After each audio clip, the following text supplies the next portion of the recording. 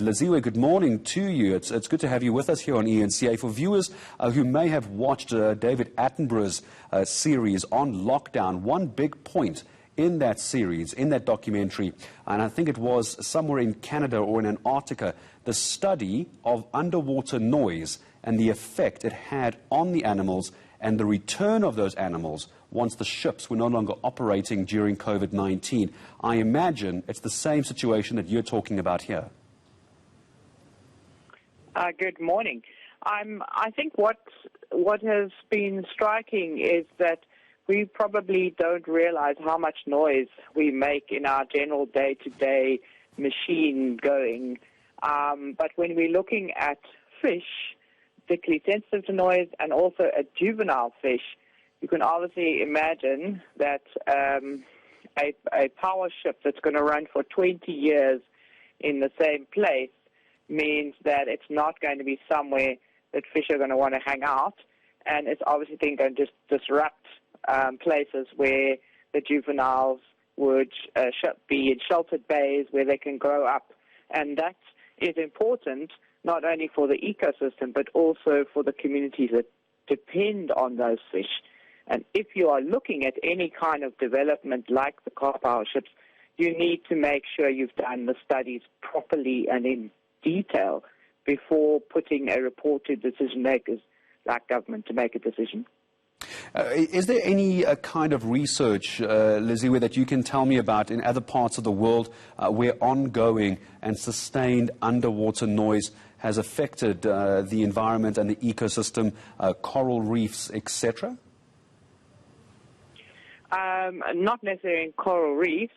We have looked at a few scientific papers which have come out quite recently looking specifically at the impact of noise on fish and raising the issue that in the long term this is likely to be quite a big impact. And that's something that we think that this is what the consultants should have looked at. Yeah, I'm sure many would agree with you. Liziwe, do we know what the timeline is here for the ship to actually end up where it's supposed to be versus this formal complaint you've put forward with government now? Is there enough time to stop this, or is it going to turn into one of those protest projects? No, I mean, you know, the rush has all been on the Department of Energy's process to reach financial closure by the end of July. But we should not be rushing into things that we then can't undo. So it's better that Car Power has the rights to withdraw their EIA report from where they've submitted it to government, do the studies, and then resubmit it and maybe ask for an extension. Government has, on the DMRE's side, can also look at other alternatives to the car power ships to meet the energy demands.